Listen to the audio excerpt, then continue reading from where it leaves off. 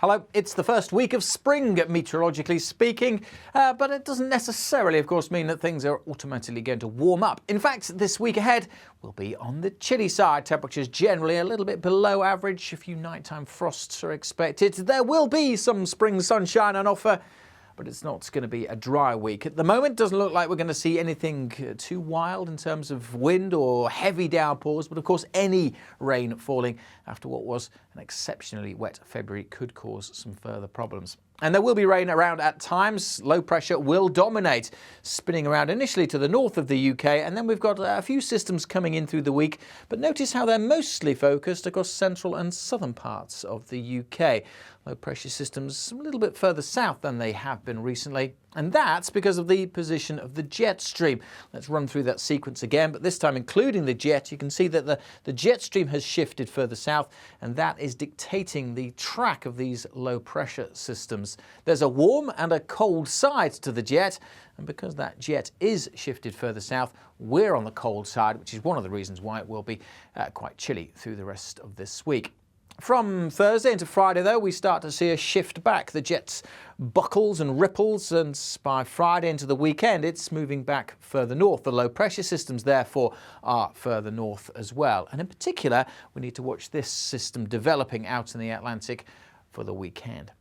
That's all a long way off, though. Let's break down the weather day by day. Looking at Tuesday, it's basically sunshine and showers. Some subtle differences compared to Monday, though.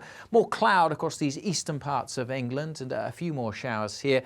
The showers in western Scotland continuing to fall as snow over the hills. Probably fewer showers for Wales and southwest England. Some good spells of sunshine, but there'll still be a chilly wind blowing. Temperatures generally in single figures, a touch below average for this time of year. I'm certainly feeling colder with that breeze.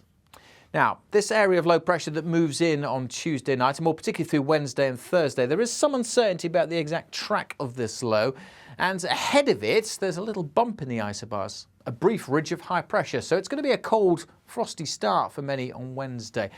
But that weather system will bring cloud and rain into the west, particularly Wales and southwest England by lunchtime.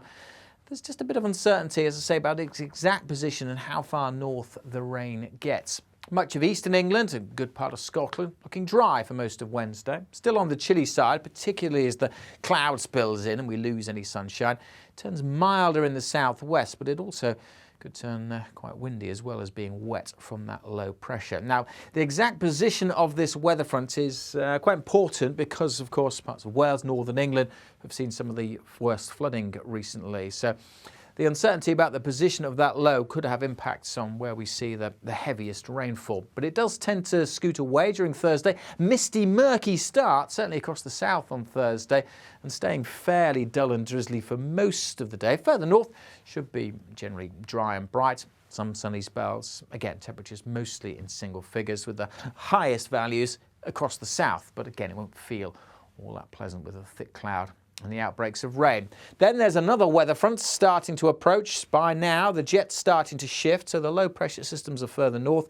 This is a cold front and it will steadily swing across the country. It looks like it's going to lose its impetus as it moves in, so the rain could start heavy in the west, easing off as it works eastwards. Either side on Friday, some dry and bright weather. Again, some uncertainty about the exact timing of that weather front, and there'll be showers following on behind. As I said at the start, we then need to watch this area of low pressure interacting with the jet and perhaps really intensifying. Look at the number of isobars around it, but it does look as if it's going to be well to the northwest of the UK.